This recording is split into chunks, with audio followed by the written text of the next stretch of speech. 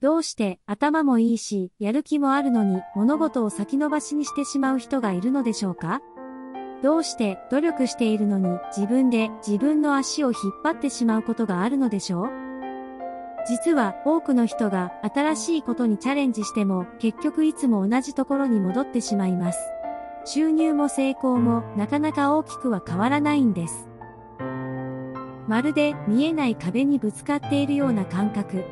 でもそれはチャンスがないからではありません。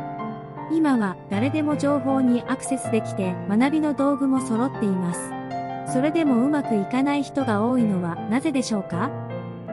その答えは無意識の中にあります。私たちは気づかないうちに思い込みや古い習慣に縛られているのです。